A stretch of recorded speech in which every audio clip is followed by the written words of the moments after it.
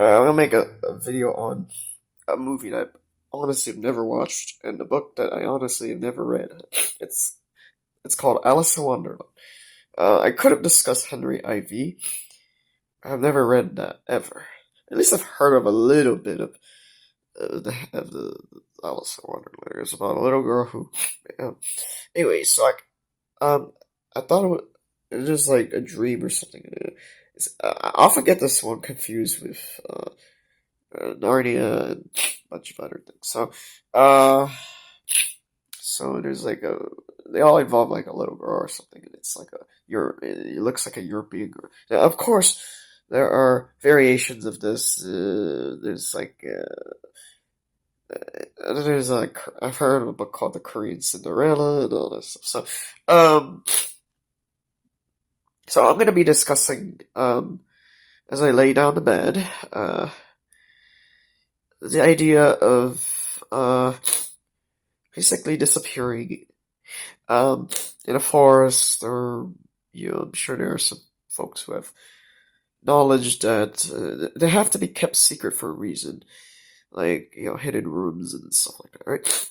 To the other parallel universe. The reason it has to be kept secret is because you know, let's just say it can be dangerous, right? Not everybody could just enter these hidden worlds, and first of all, you have to be able to come back. And then there's the other problem: what if you come back 10 years later, but you only have been there for like a few days?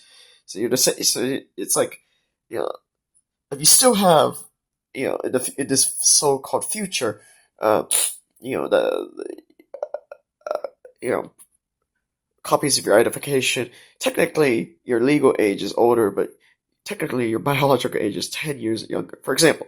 And because of that, and I've never heard of anyone in real life who has dealt with anything like this. So I'm like, wait a minute, Alice in Wonderland is nothing like this possibility, which involves maybe a little bit of physics to conceptually understand. Not really, you don't really do understand physics. So, the physics would certainly be useful. So, what physics really makes you understand is two things. First of all, physics and political theory allow you to understand how to be able to acquire a passport and visa without much hassle. Without that understanding, you actually have to submit evidence that you have this profession for employment and stuff like that. I'm like, I've never heard anyone discuss this on YouTube, which is probably for a reason. So, there, let's see, and folks that have that kind of discussion, those channels tend to not get monetized, and certainly will have a very low count of subscribers. Um, so they would be difficult to find. So, let's see. Uh, Otherwise, I haven't really discussed Alice in Wonderland at all. Um, I'm not summarizing a book I've never read. So, um, but the idea of dreams is certainly a useful concept to utilize. Because the thing is, a lot of people don't understand, you know, you know, like, some people are very shallow in their, judgment and conclusion. So, because of that, I've seen a lot of people, I've read a few ebooks on dream interpretation, and I'll admit, some of those did not come true. Uh, they didn't come true for several reasons. First of all, I may have misinterpreted, you know, the words of it. Also, the cover of the book might be important. So, it's probably meant the preferred readers for that book, even if it's an ebook. Like, if you don't understand light, the color, the background color of that's the ideal reader for that.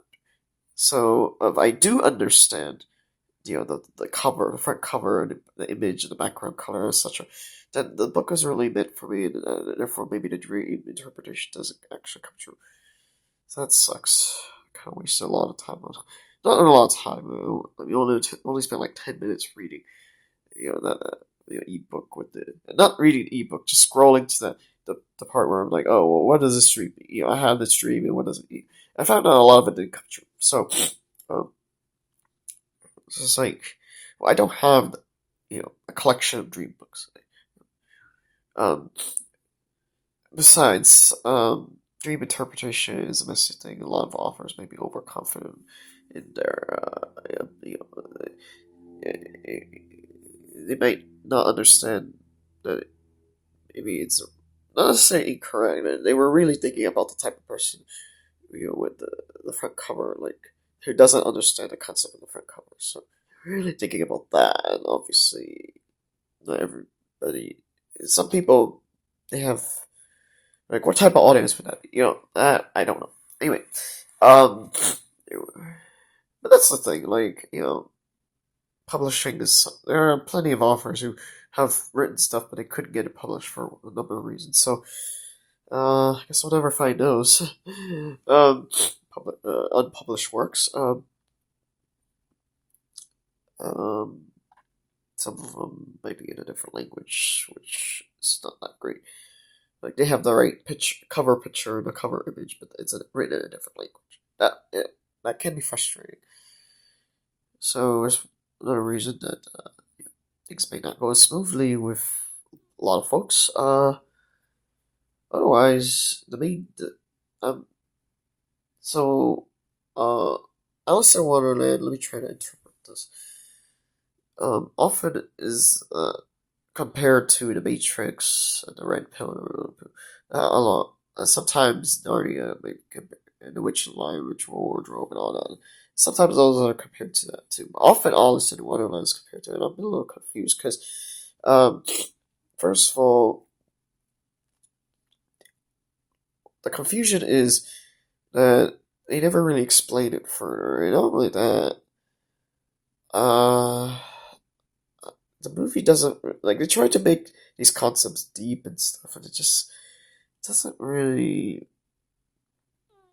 like, I don't know, like, it's one of the reasons I think, for example, ENFPs might end up marrying censors, particularly censors that are beta types. Um, that would be the STPs. So, I do apologize that in many of my videos I use alpha and beta. I do not refer to the alpha used in dating terminology is actually closer to STJs. And the betas, there are plenty of betas in the dating terminology that are both. There are plenty that are beta types in Myers Briggs and delta types in Myers Briggs. So, but a lot of alphas surprisingly are STJs. Um, so a lot of alpha date. See, that's the thing. You know, now the word alpha and the word beta has several definitions. One refers to the internet dating subgroup, and then there's the Myers-Briggs definition. Most people have never heard of the Myers-Briggs definition, so that's certainly there's certainly a few problems with that. But otherwise, and some people, you know, so obviously it's probably a big reason why my videos don't make sense to a lot of people. So let's see.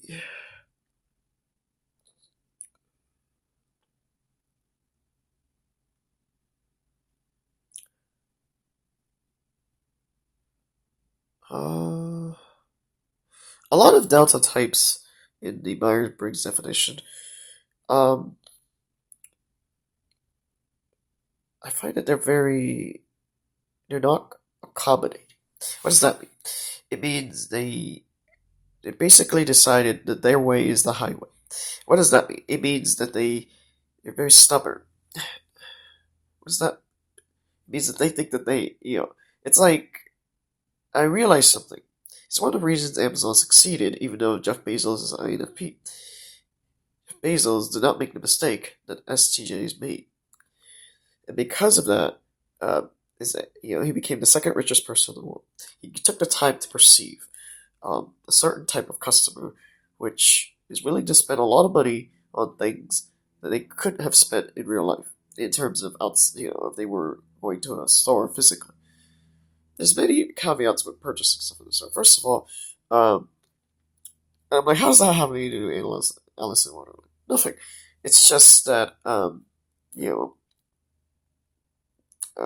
I have to explain that purchasing in stores, like if you put certain items on a certain shelf and this and that, and then obviously the atmosphere, and obviously if there's like a painting sold, that does affect the customers that are in it.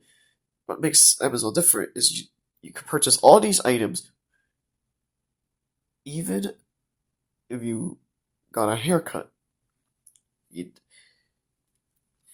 that makes it much easier because a huge amount of the market is spent by these um, people who have haircuts. So because of that, um, because they can't access certain department stores to purchase these things, right? Um, what about folks who don't have haircuts? They have, what about folks that grow their hair? Um, those folks can, in theory, access different stores, right? The only, uh, and it's like, all right, but that's the thing. That means a lot of, that means that a lot of stores, have all these customers, right?